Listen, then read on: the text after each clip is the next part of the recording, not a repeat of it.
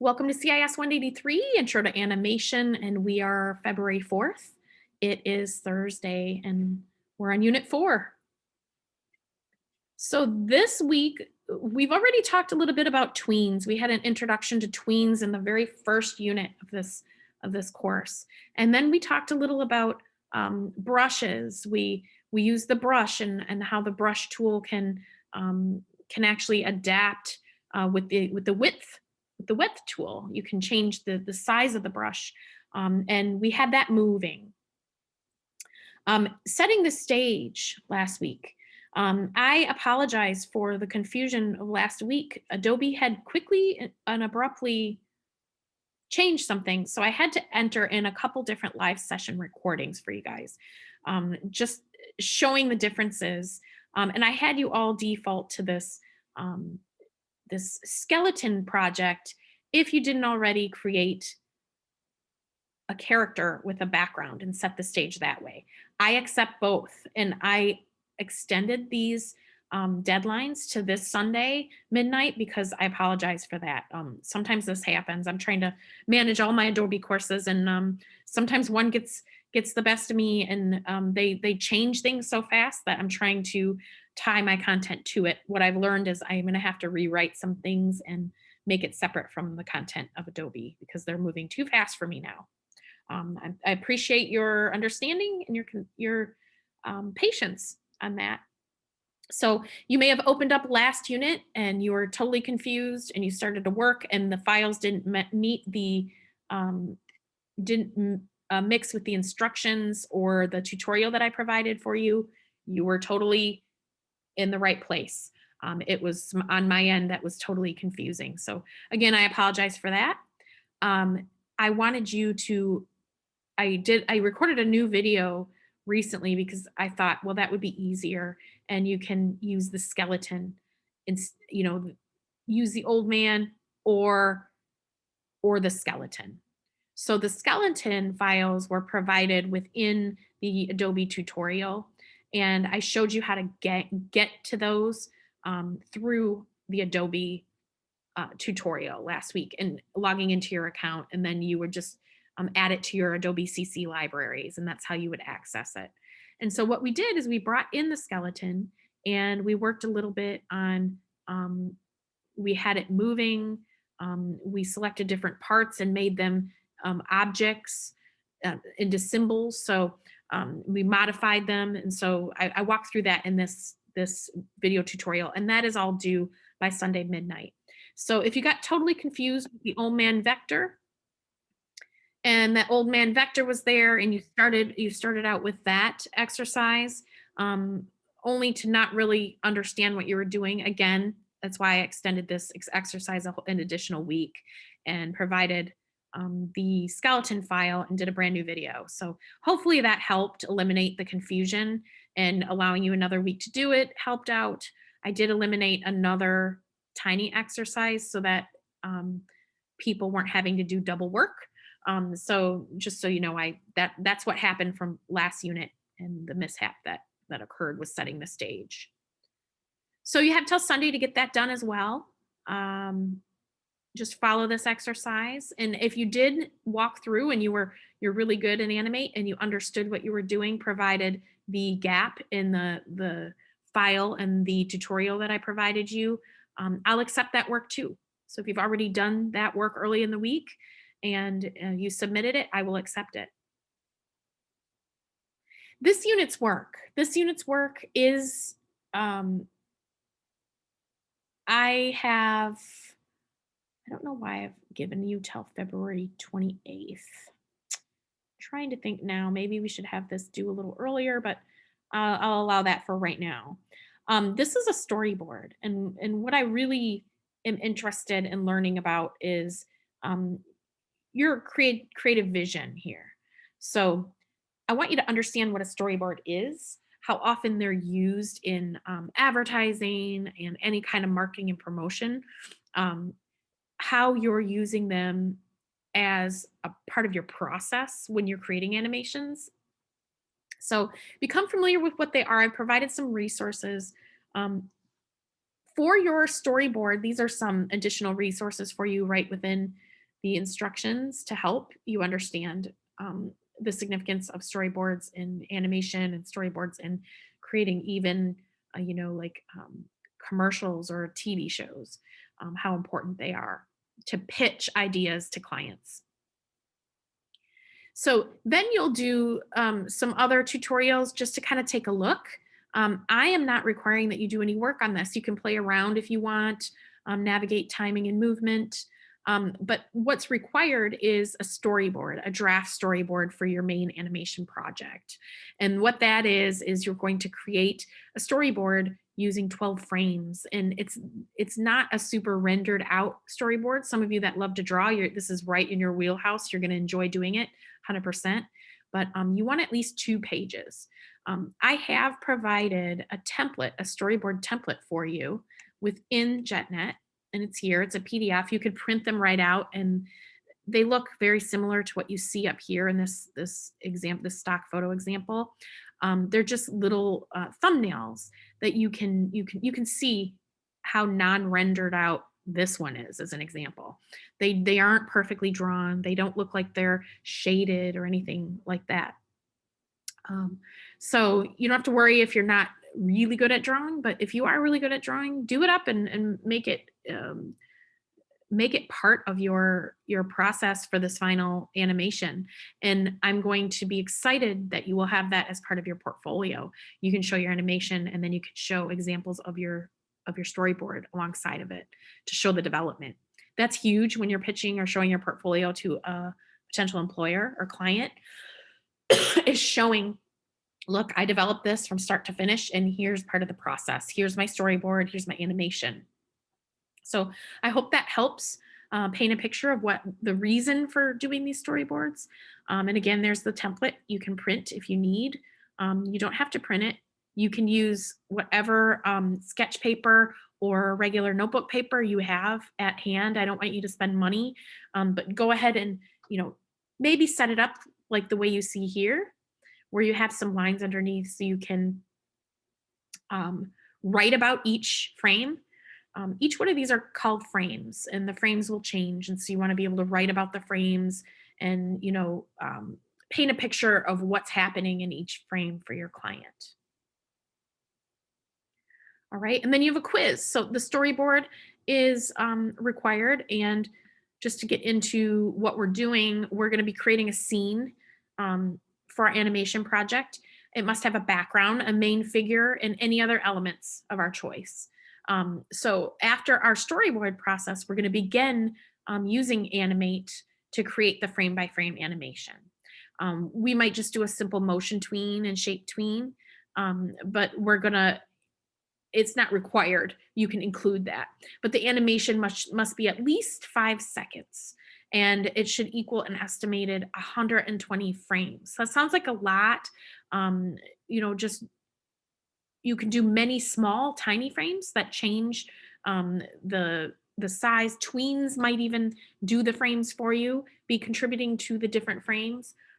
This project is going to last the remaining of the course, and we're going to start next unit on learning how to create that a little bit more in detail.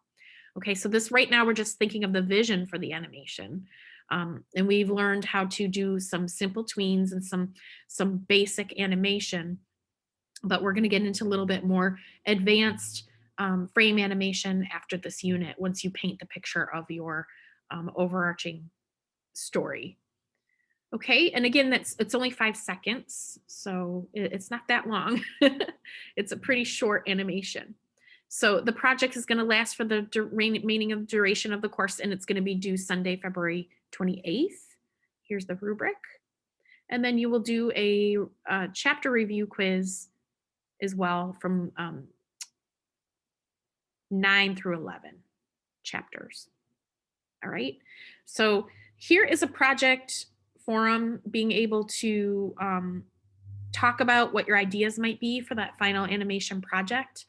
Keep it simple. I had a student who went full bore into an entire like half-hour segment, and the computer crashed over and over, and he was not being able to complete his work last year. So I cannot stress enough how very simple this might be. And it might be just a character walking across the screen and hopping up and continuing to walk. And it takes 5 seconds to do that. But yes, you absolutely want to keep this very, very simple. This is basic animation, intro to animation. We're not getting into too much detail. But those of you who are a little more advanced, certainly add in some additional bells and whistles, but don't get too ahead of yourself. You want to think of your computer memory. All of you are working from different systems. And so that always factors in when we're doing these animations. It does actually affect how much you can do. So keep that in mind as you go forward with this project. I hope that helps.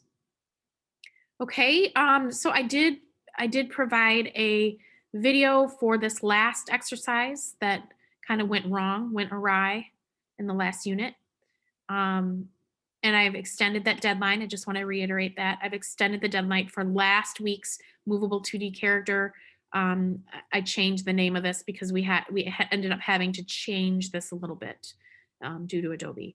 And so a lot of people have completed it. Some people completed it from the old man vector, which is perfectly acceptable. You've added a scene, and I will accept that 100%. Some of you went and did the skeleton instead, um, and I accept that too. So both of those I accept, and I will be grading those this week.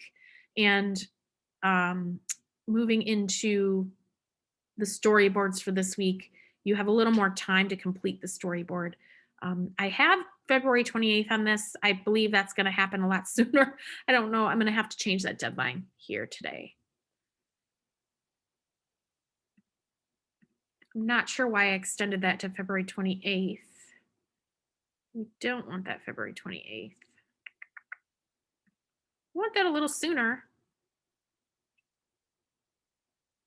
February 14th.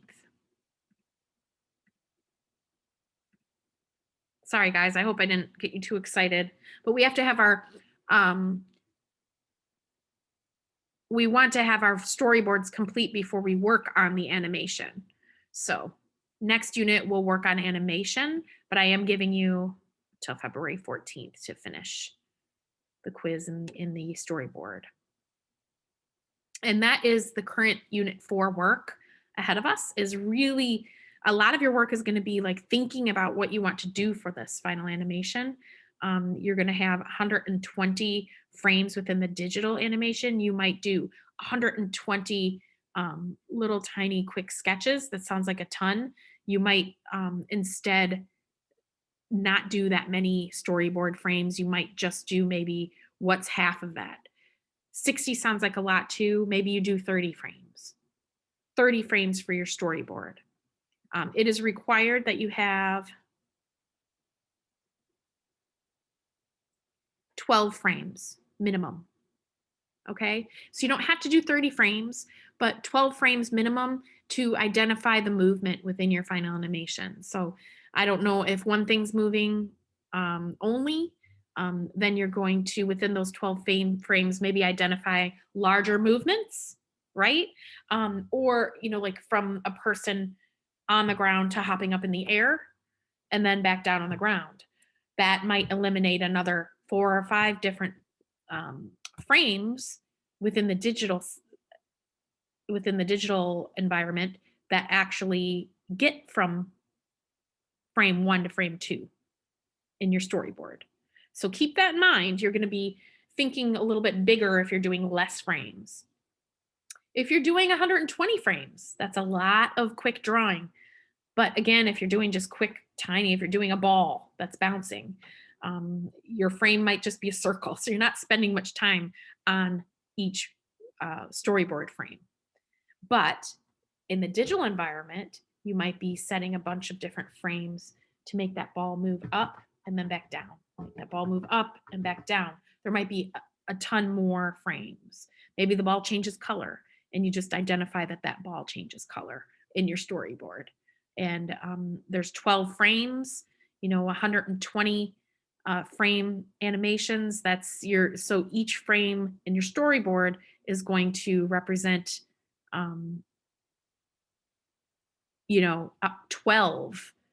12 movements. So maybe the ball goes up 1, 2, 3, 4, 5, 6, 7, 8, 9, 10, 11, 12.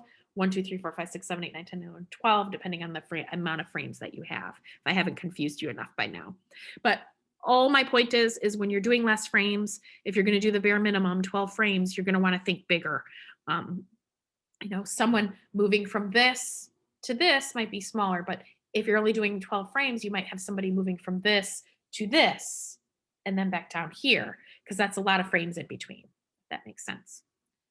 Okay, so that's what you'll do for your storyboard. And then you want to post that um, to the forum provided and talk about it with your peers about the frames and what could be included. And again, keep it simple. And start thinking about your main animation project, which will be based on your storyboard. We'll create a scene.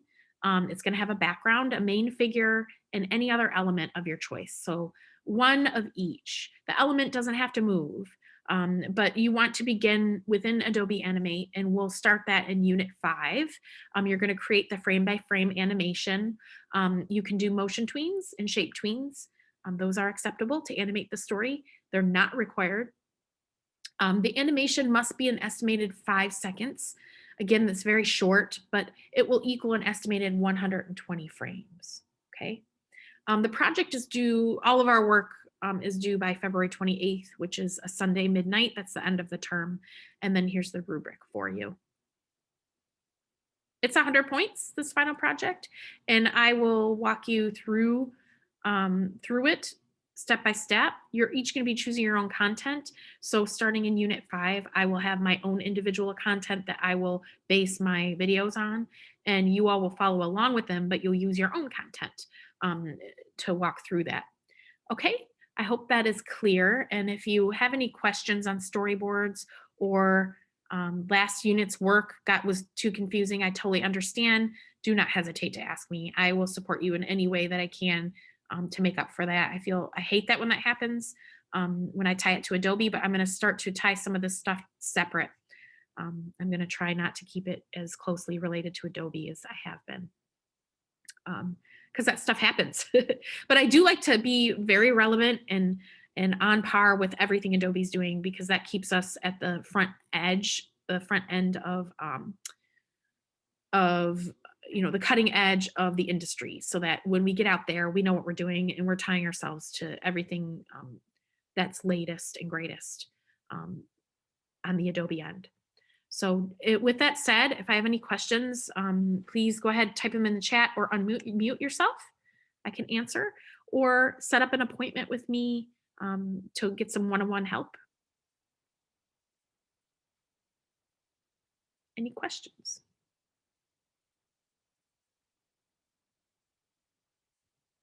I'm good. Have a good weekend. Thank you so much, Raven. And then Colleen, you too. Thanks for joining me, guys, and you have a good weekend as well. Good luck on your projects. Have fun with this one.